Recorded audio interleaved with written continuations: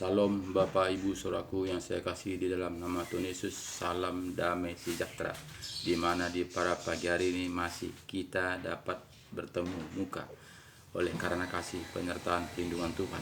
Tuhan sangat mengasihi kita sehingga di pada pagi hari ini masih diberikan kesempatan untuk merenungkan kebenaran-kebenaran firman Tuhan.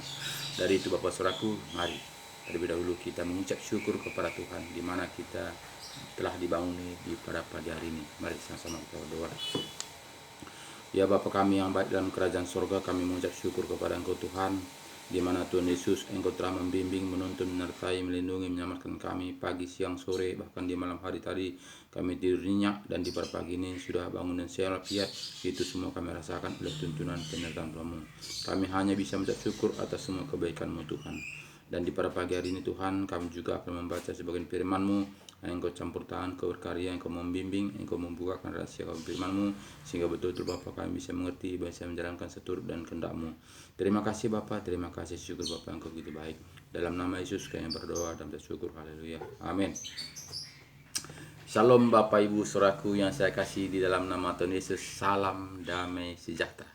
Di mana di pada pagi hari ini kita juga akan merenungkan kebenaran firman Tuhan. Karena jika kita tidak mendekatkan diri kepada Tuhan, kita ini kemana arah tujuan kita? Karena Bapak Saudaraku, kita hidup adalah karena kehendak Tuhan. Kita hidup ini karena ada Tuhan. Kita hidup ini ada rencana Tuhan.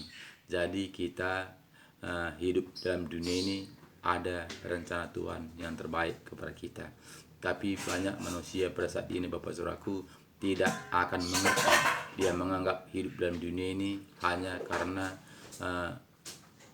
orang tua, bukannya karena Tuhan. Banyak saat ini Bapak Saudaraku orang tua tidak dapat anak. Itu berarti bukan kehendak orang tua, tapi kehendak Tuhan. Jika Tuhan tidak berkehendaki, kita apapun cara kita, apapun upaya kita tidak mempunyai anak. Jadi itu artinya Bapak Saudaraku, kita tidaklah berkuasa. Kita ini hidup di dalam dunia ini tanpa kehendak Tuhan. Jadi jika kita tahu kita ini adalah Tuhan yang punya kuasa, kenapa kita tidak kembali kepada Tuhan? Kenapa kita tidak mau menyerahkan diri kepada Tuhan? Kenapa kita mengandalkan kekuatan kita? Kenapa kita mengandalkan kegigihan kita, upaya kita, pikiran kita? Jadi itulah membuat kita, Tuhan benci melihat kita. Karena apa? Karena kita tidak mau mendekatkan diri kepada Tuhan, tidak mau taat kepada Tuhan. Padahal kita diciptakan untuk kesenangan Dia, untuk memuji, memuliakan namanya. Jadi Bapak Saudaraku, marilah kembalilah kepada Alkitab supaya kita mengerti jalan-jalannya Tuhan. Jika kita hanya mendengar saja, jika kita hanya ikut-ikutan saja, kemanakah akhir tujuan hidup kita? Jadi di Alkitab sangat jelas mengajarkan kepada kita supaya kita ini taat, setia untuk melakukan kebenaran firman Tuhan. Dari itu Bapak Saudaraku, mari buka hati kita, baca Alkitab, undang Roh Kudus masuk dalam hati kita, sehingga Roh Kudus itu akan membukakan rahasia-rahasia kebenaran firman Tuhan, sehingga kita bisa mengerti, paham apa jalan-jalannya Tuhan. Jika kita tidak mengundang Roh Kudus, bolak-balik pun Alkitab ini dari Wahyu Kejadian ke Wahyu, Kejadian ke Wahyu, Kejadian bolak-balik terus, kita tidak akan paham. Kita hanya mengerti di dalam Alkitab ini siapa-siapa saja cerita orang kita mengerti. Karena apa? Karena kita sudah membacanya. Tapi artinya kita tidak mengerti, tujuannya kita tidak mengerti untuk apa sebetulnya Alkitab ini.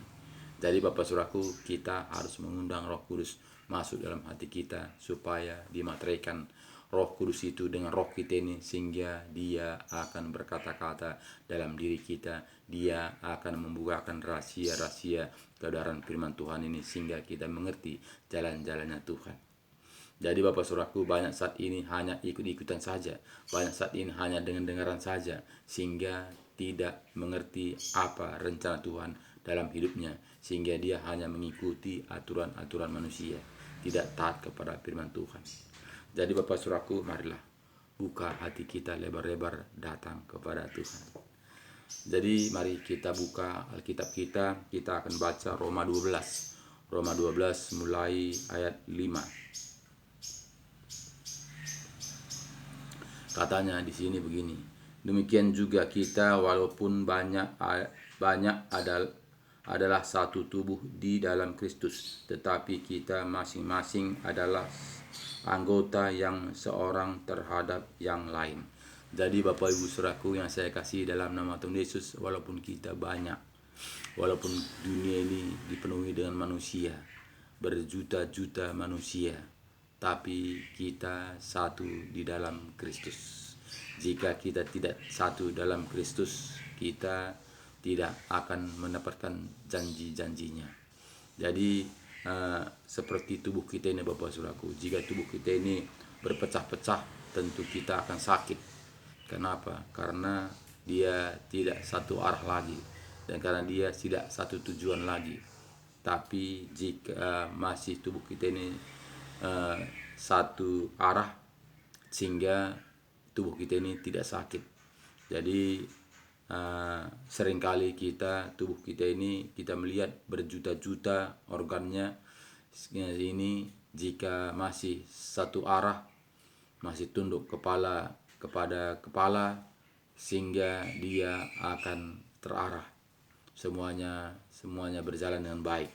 Tapi jika tidak lagi tunduk dengan kepala, dia tidak lagi dikontrol, sehingga dia jalan-jalan, sehingga dia bercerita-cerita, sehingga dia ngomong-ngomong sepanjang jalan. Kenapa? Karena tidak lagi terkontrol oleh otaknya. Jadi Bapak Saudaraku, kepalalah yang memerintahkan semua organ tubuhnya. Jadi Bapak Saudaraku, kita juga Kristuslah yang menuntun semua, walaupun kita banyak, beribu-ribu, berjuta-juta, puluhan juta, tapi oleh karena Kristus kita satu, sehingga kita taat dan setia melakukan firman-Nya, sehingga kita sepikir, sependapat, satu ide. Tapi jika kita tidak bersatu dengan Kristus, kita akan terpecah-pecah.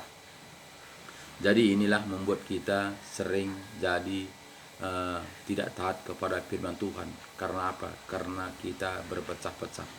Karena inilah Tuhan, kita lihat di Kejadian, Tuhan menyesal menciptakan manusia.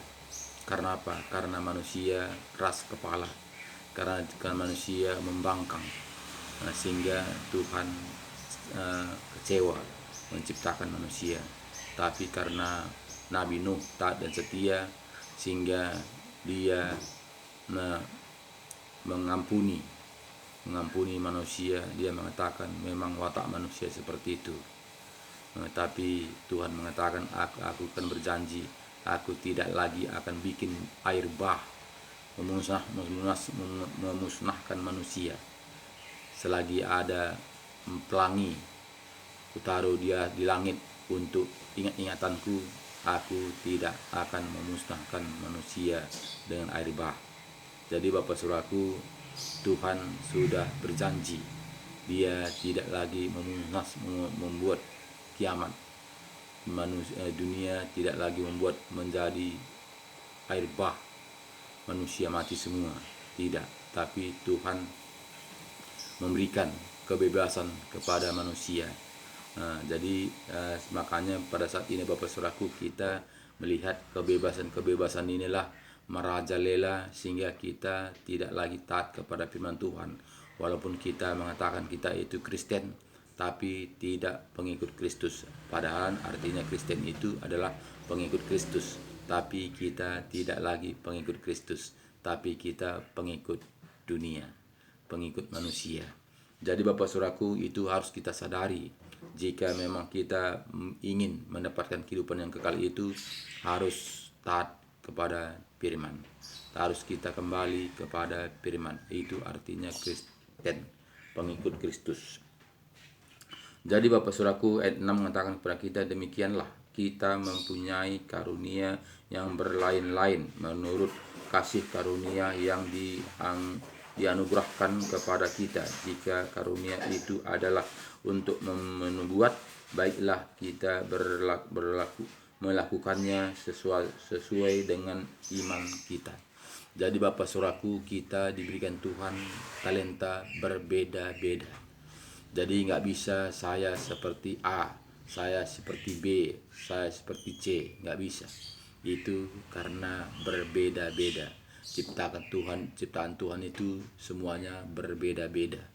Karena itu kita nggak bisa hidup sendirian, karena kita membutuhkan perbedaan itu. Nah, jadi kita saling memperdulikan satu dengan lain, saling mengasihi satu dengan lain, saling membutuhkan satu dengan lain. Itu artinya kita itu talenta berbeda-beda. Misalnya saja talenta kita petani, diberikan Tuhan kita menjadi orang petani. Jadi kita tanpa orang kerja kantor kita tidak bisa berbuat apa-apa, karena kita walaupun kita petani, kita butuh bantuan dari pekerja kantor. Baik juga para nelayan, jadi kita butuh bantuan dari nelayan. Baik juga Bapak dari supir-supir angkot, kita butuh dia untuk mentransport kita. Jadi semuanya itu saling mengasihi, saling peduli satu dengan lain, saling membutuhkan satu dengan lain. Jadi makanya jangan kita kecewa. Jangan kita kecewa kita ini dikaruniakan kepada kita menjadi petani. Jangan kita kecewa kita ini menjadi tukang becak. Jangan kita kecewa kita ini menjadi supir. Jangan kita kecewa ini menjadi orang nelayan. Karena itu adalah tuntunan Tuhan untuk saling membutuhkan satu dan lain, saling mengasihi satu dan lain, saling peduli satu dan lain. Jadi kita ini harus saling menopang satu dan lain, karena saling membutuhkan. Kita tahu kita tidak bisa berbuat apa-apa tanpa ada teman kita. Jadi Bapak Saudaraku, jelas firman Tuhan mengatakan tadi, talenta yang diberikan Tuhan itu marilah kita pelihara semaksimal mungkin, semampu kita, dan kita syukuri, karena itulah dipercayakan Tuhan kepada kita, kita kerjakan semampu kita. Jadi ayat 7 mengatakan kepada kita, jikalau karunia untuk melayani, baiklah kita melayani. Jika karunia untuk mengajar, baiklah kita mengajar. Jadi Bapak Saudaraku, karunia ini berbeda-beda. Tapi jika kita membuka hati, Tuhan akan pakai kita. Tuhan akan tambahkan karunia kita itu.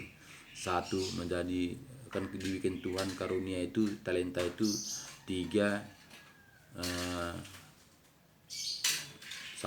3, 5 kayaknya. Jadi itu berbeda-beda. Jadi jika kita talenta kita tadi, kita yang satu tadi kita nggak kita pakai, Tuhan ambil. Tuhan ambil talenta kita itu. Jadi jika talenta tadi kita talenta 3, Tuhan akan, jika kita pakai, jika kita menghargainya dan memakainya dengan semampu kita, Tuhan akan tambahkan. Tuhan akan tambahkan. Jadi Bapak Saudaraku, tinggal kita, apakah kita menyukuri apa yang pemberian Tuhan itu dengan taat dan setia. Tentu kita bisa memakainya dengan baik. Jadi jika kita melihat di sini, jika ayat 7 tadi mengatakan kita, jika karunia untuk melayani, baiklah kita melayani.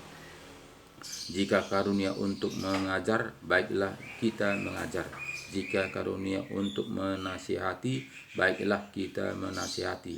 Siapa yang membagi-bagikan sesuatu, hendaklah ia melakukannya dengan hati yang ikhlas. Siapa yang memberi pimpinan, hendaklah ia melakukannya dengan rajin. Siapa yang menunjukkan kemurahan, hendaklah ia melakukannya dengan sukacita.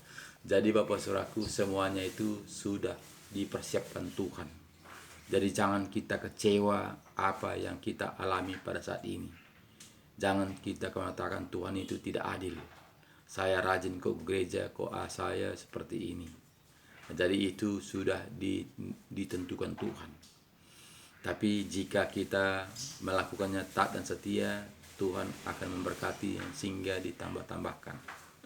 Jadi Bapak Saudaraku yang saya kasih dalam nama Tuhan Yesus, kita diberikan Tuhan pikiran, baik juga tubuh yang lengkap untuk kita pakai.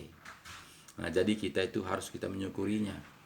Harus kita menyukurinya apa yang kita terima saat ini. Jadi jangan kita otak-atik. Banyak manusia saat ini tidak puas. Tidak puas dia menjadi laki-laki. Tidak puas dia menjadi perempuan. Jadi ini karena kehendaknya yang ingin terjadi, bukan kehendak Tuhan. Bukan dia menyukuri apa pemberian-pemberian Tuhan itu. Bukan dia pakai talenta-talenta pemberian Tuhan itu. Tapi dia mengeluh, sungguh terus. Kenapa Tuhan menciptakan saya hidup jika saya seperti ini? Padahal tadi kita mengatakan tadi, kita saling membutuhkan satu lain. Jadi Bapak Saudaraku yang saya kasih dalam nama Tuhan Yesus, jika tidak ada perbedaan, tidak lagi kita bisa membedakan diri kita. Kita tidak bisa melihat kuasa Tuhan itu. Tapi karena kita berbeda-beda, disitulah nampak kuasa Tuhan itu sangatlah luar biasa. Tapi banyak manusia pada saat ini tidak mengerti akan hal-hal itu. Tapi mengeluh terus, tidak pernah bersyukur. Walaupun mungkin dia sehat-sehat, itu menganggap biasa-biasa saja. Padahal Bapak Saudaraku, jika kita renungkan kesehatan ini, pemberian Tuhan ini sangatlah luar biasa. Jika kita melihat saudara-saudara kita yang menginap di rumah sakit itu, apalagi di ruang ICU itu Bapak Saudaraku, jutaan satu malam. Jadi bersyukurlah kita masih bisa menghirup udara yang segar. Jadi semuanya itu Bapak Saudaraku ada tujuan kita. Kita hidup bukan untuk dibinasakan. Kita hidup bukanlah menikmati dunia ini, tapi kita hidup untuk Tuhan. Kita hidup untuk memuji memuliakan nama Tuhan. Kita hidup untuk menggali kebenaran firman Tuhan. Kita hidup untuk berjalan seturut dengan kehendak Tuhan. Karena apa? Karena kita tahu kita ini hanya numpang, hanya singgah. Jadi kita ini Bapak Saudaraku bukanlah anak-anak dunia. Semua kita ini yang hidup ini kita akan pindah. Firman Tuhan mengatakan di Mazmur 70, jika kuat 80 tahun, kita akan pindah. Jadi Bapak Saudaraku, kita di dunia ini tidak kekal sementara. Jadi itu harus kita renungkan dari sekarang, selagi Tuhan masih memberikan kesempatan buat kita. Jika kita tidak merenungkannya, melakukan seturut dan kehendak Tuhan, kita pasti akan binasa. Karena hanya dua jalan, lebar, sempit. Kita tinggal memilih. Apakah kita mau hidup menderita? Apakah kita mau hidup bersenang-senang? Jadi firman Tuhan mengatakan lebar, sempit. Jadi artinya sempit itu adalah penderitaan. Karena sedikit orang yang mau melaluinya. Tapi yang lebar ini Bapak Saudaraku banyak, ramai. Karena apa? Karena senang terus. Berpoya-poya, bersenang-senang menikmati dunia ini. Makanya banyak yang menjalaninya melalui pintu yang lebar. Tapi akhirnya akan binasa. Karena jika kita melakukannya dengan jalan yang sempit, memang kita di dunia ini diatur, ada jalur, ada rel. Kita tidak bisa sana sini karena ada rel arah jalan kita.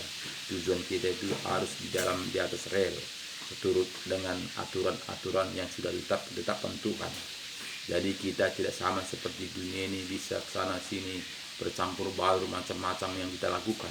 Tapi kita itu ada rel petunjuk untuk kita jalani. Makanya Tuhan mengatakan sempit, seperti rel Bapakku sempit jalan sana. Tidak seperti jalan-jalan lain bisa bebas kemana-mana. Jadi Bapak Saudaraku, itu kita harus tahu. Makanya kita itu jika kita mengatakan kita ini orang Kristen, ada rel yang kita jalani. Jadi ada petunjuk. Jadi kita tidak sama seperti dunia ini. Kita melihat saat ini Bapak Saudaraku, kita tidak tahu manakah itu anak Kristus, pengikut Kristus, manakah itu pengikut dunia. Hampir sama, tidak bisa kita bedakan. Kenapa? Karena itu tanda-tanda akhir zaman.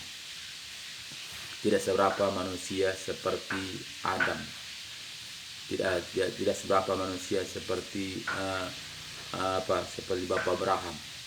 Tidak seberapa manusia saat ini seperti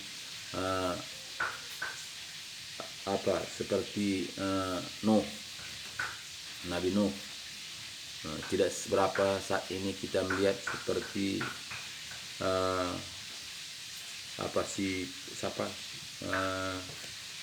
Petrus. Siapa bukan Petrus? Jakobus, bukan. Siapa sih namanya, lupa pula namanya. Kok bisa lupa ya. Jadi itulah sering yang kita alami saat ini. Sering kita itu membandingkan diri kita dengan orang lain, sehingga kita tidak mengerti apa yang ada pada kita, sehingga kita tidak bersyukur karena kita membanding-bandingkan dengan orang lain. Kita membanding-bandingkan anak kita dengan anak orang lain. Kita membanding-bandingkan istri kita menjadi seperti istri orang lain. Jadi kita banding-bandingkan suami kita dengan suami orang lain. Jadi nggak bisa. Karena apa? Karena kita melihat semuanya itu saling membutuhkan satu lain. Jadi itu harus kita menyadari, karena itu uniknya ciptaan Tuhan. Nah, ciptaan Tuhan itu sangatlah luar biasa. Kita melihat cap jempol kita ini, kita melihat segini kecil, tidak ada yang sama di seluruh dunia ini. Semuanya jempolnya berbeda, sidik jarinya itu berbeda. Padahal kita melihat jempol kita ini begini kecil, tapi tidak ada yang sama. Jadi itulah uniknya Tuhan. Padahal kalau di muka ini bisalah karena lebar, bisa aja sedikit bisa buktikan bisa dia berbeda. Tapi jempol ini begini kecil, tapi satu pun tidak sama. Jadi Bapak Ibu Saudaraku, itulah luar biasa Tuhan itu menciptakan manusia. Nah, jadi manusia menciptakan yang ciptaannya nggak ada yang, kalau udah ada 1000 pasti hampir-hampir sama. Misalnya dia menciptakan pot hampir-hampir sama. Karena apa? Karena dia punya cetakan sama. Tapi Tuhan, kita melihat, kita seperti lihat tadi, jempol begitu kecilnya, bermiliar manusia, tapi tidak ada yang sama. Itu sangatlah luar biasa. Jadi Bapak Saudaraku, itu harus kita renungkannya, supaya kita itu mengerti Tuhan itu sangat luar biasa. Sangat luar biasa, sehingga kita mengagungkannya, sehingga kita mau menyembah, memuliakan namanya. Jadi jika kita tidak mau merenungkannya itu, tentu kita merasakan kita itu yang hebat. Kita merasakan kita itu, kita ada karena kita, karena kepintaran kita, karena kecerdasan kita. Semuanya yang ada pada kita ini, saudaraku, bukanlah karena kekuatan kita, tapi karena kehendak Tuhan. Nah, jadi Bapak Saudaraku, kita harus menyukuri apapun yang ada pada kita, kita harus menyukurinya. Karena itu adalah pemberian Tuhan. Karena kita semua, tubuh kita ini, itu adalah kita pinjam. Tubuh kita ini, organ tubuh kita yang semua, walaupun mungkin organ ini berjuta-juta yang ada dalam tubuh kita ini yang bekerja, ini semuanya kita pinjam. Kita pinjam 70, jika kuat 80 tahun. Sesudah itu kita tinggalkan semua organ tubuh kita ini. Jadi itu perjuangan kita kemana? Kemana perjuangan kita? Jadi Bapak Saudaraku, itu harus kita merenungkan. Jika kita tidak kembali kepada firman Tuhan, kita tidak dapat merenungkannya. Karena kita menganggap diri kita ini karena kepintaran kita. Diri kita ini karena kejagoan kita, karena kehebatan kita, karena lawatan kita, karena pemeliharaan kita. Ternyata tidak. Kita tidak bisa berbuat apa-apa. Bahkan bulu mata kita ini saja kita tidak bisa buat satu pun. hanya kalau bisa pun buat itu bulu mata tambahan, tempelan, tapi bulu mata yang seutuhnya nggak bisa. Jadi inilah harus kita syukuri apa pemberian Tuhan kepada kita. Jadi Bapak Ibu Saudaraku, marilah buka hati kita, kembalilah kepada firman Tuhan, supaya kita bisa menyukuri apa pemberian Tuhan kepada kita. Talenta-talenta yang diberikan Tuhan kepada kita, mari kita pakai semampu kita. Mari kita pelihara semampu kita, supaya kita bisa merasakan kuasa Tuhan itu bagaimana dahsyatnya dalam kehidupan kita ini. Jadi ada perbedaan itu karena keunikan Tuhan. Jadi Bapak Ibu Saudaraku, tetap semangat, kembalilah kepada Alkitab. Baca Alkitab, undang Roh Kudus masuk dalam hati kita supaya kita mengerti jalan-jalannya Tuhan. Jika kita hanya pakai pikiran kita tidak akan mengerti. Kenapa? Karena ahli-ahli Taurat itu pintar. Dia tahu segala-galanya. Kita melihat bagaimana ahli-ahli Taurat itu. Kita melihat orang Farisi itu. Dia sangat luar biasa. Tapi tidak taat kepada firman Tuhan. Nah, jadi Tuhan mau kita taat kepada firman Tuhan. Bukannya uang kita Tuhan mau. Bukan tenaga kita Tuhan mau. Bukan kegigihan kita Tuhan mau.